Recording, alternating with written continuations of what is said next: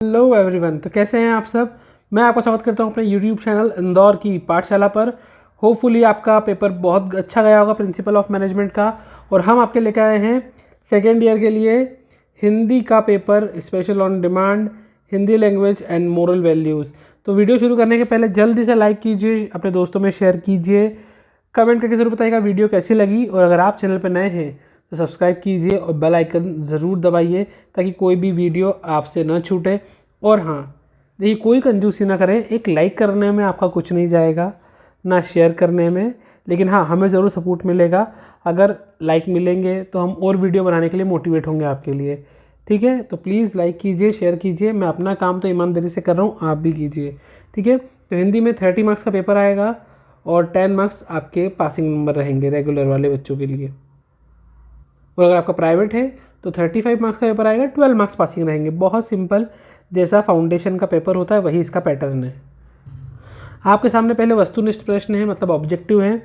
कवि ने तोड़ती पत्थर स्त्री को किसके पद पर देखा है? नीफ की दावत कहानी के लेखक कौन है? लेखक के अनुसार किस ऋतु के बदलने से बाहर भीतर सब कुछ परिवर्तित होने लगता है? डॉक्टर अब्दुल कलाम भारत रत्न की उपाधि से कब अलंकृत हुए? शिकागो व्याख्यान स्वामी विवेकानंद ने दिया था, कब दिया था वो बताना है। देखिए, ऑब्जेक्टिव देखकर मैं आपको इतना बता दूं कि आपको ऑब्जेक्टिव की तैयारी किस प्रकार करना है, ध्यान से सुनिएगा।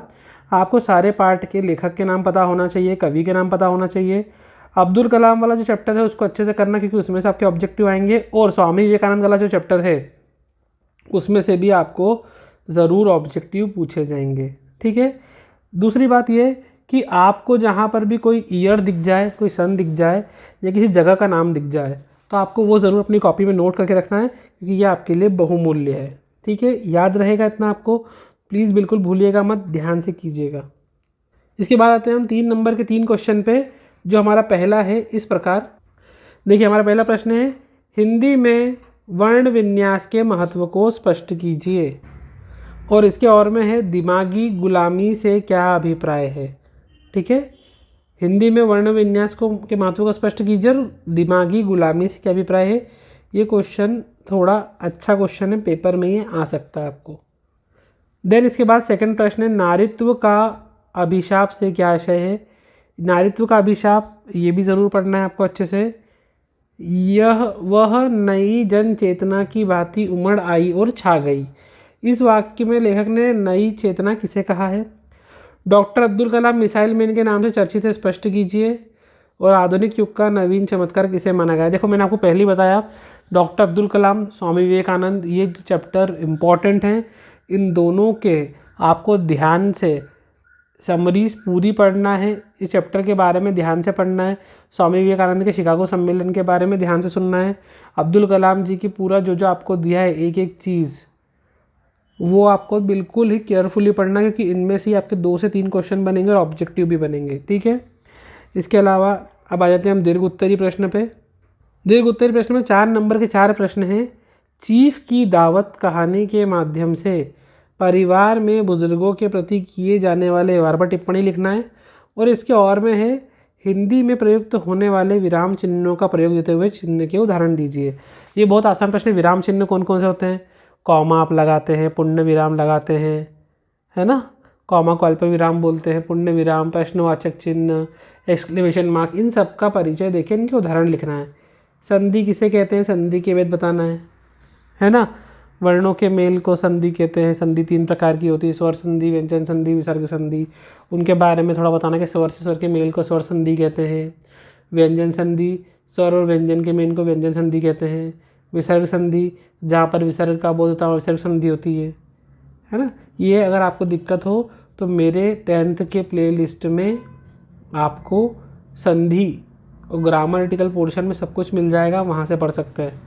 इसके और में सौर मंडल में आने वाले ग्रहों के बारे में लिखिए, ये भी बहुत आसान है। शिकागो व्याख्यान का संदेश अपने शब्दों में मैंने आपको पहले ही बता दिया। शिकागो से संबंधित क्वेश्चन और अब्दुल कलाम वाले चैप्टर के क्वेश्चन आपको डेफिनेटली पूछे जाएंगे। जहाँ चित्त जहाँ भय विहीन कविता का उद्देश्य, ये मैंने आपको बताया था। सारे कविताएं जितनी भी उनका सारांश पढ़ के रखिएगा अपने शब्दों में, तो सारांश आपको ज़रूर काम आएगा। अच्छा, इसके लेखक के नाम, कवि के नाम भी याद करना। सपनों की उड़ान का सारांश, देखिए यहीं पे आपको दो चीज़ों का उद्देश्य सारांश पूछ लिया गया। और समास की परिभाषा देते हुए उनके उदाहरण बताना है। समास दो शब्दों के मेल से जो नए शब्द बनता है उसमें जो विकार उत्पन्न होता है समास कहते हैं। समास के प्रकार कितने होते हैं? 6 प्रकार होते हैं। कौन कौन से होते हैं? अव्ययी भाव समास, बहुब्रीहि समास, द्विगु समास, द्वंद्व समास, है ना, तत्पुरुष समास और कर्मधारय समास। ये 6 समास होते हैं। इनके उदाहरण ये भी आपको मेरी हिंदी की वीडियो में मिल जाएंगे। क्लास 10th की प्लेलिस्ट में जब जाएंगे तो वहाँ पे समास, अलंकार, सब कुछ आपको जो भी ग्रामेटिकल चाहिए वो सब आप वहाँ से देख सकते हैं। ठीक है दोस्त, तो एक बार ज़रूर देख लीजिएगा ताकि आपके कंसेप्ट अच्छे से क्लियर हो जाए संधि और समास के। आपको कोई प्रॉब्लम नहीं आएगी। आप इन क्वेश्चंस को ध्यान से कीजिए और हिंदी में ज़्यादा भटकने की ज़रूरत ही नहीं है आपको। मैं आपको फिर समझा रहा हूँ, सारे चैप्टर की सिर्फ समरी याद कीजिए अच्छे से। आपको अब्दुल कलाम जी का और शिकागो वाला चैप्टर दोनों अच्छे से करना है, स्वामी विवेकानंद वाला, और जो भी पार्ट है उनके सारांश। इतने में ही आप हिंदी का पेपर बहुत ही अच्छा आसानी से कर लेंगे। ग्रामेटिकल पोर्शन जो भी है आपको वो आप मुझसे पूछ सकते हैं। अगर कोई दिक्कत है मेरी वीडियोस भी आपको मिल जाएंगी 10th की प्लेलिस्ट में, या अगर हुआ तो मैं डिस्क्रिप्शन बॉक्स में उसकी लिंक डाल दूंगा, आप डिस्क्रिप्शन बॉक्स में से उसकी लिंक देख लें। ओके, तो मिलते हैं हम बहुत जल्द अगले पेपर की वीडियो में। होपफुली आपने लाइक कर दिया होगा, और नहीं किया तो लाइक करो, अपने दोस्तों में मैक्सिमम शेयर करो यार, इतना सपोर्ट कर ही सकते हो ना। ऑल द बेस्ट, क्योंकि आपका अपना यूट्यूब चैनल है यार, इंदौर की पाठशाला, तो बिल्कुल सपोर्ट कीजिए। मिलते हैं, गुड बाय।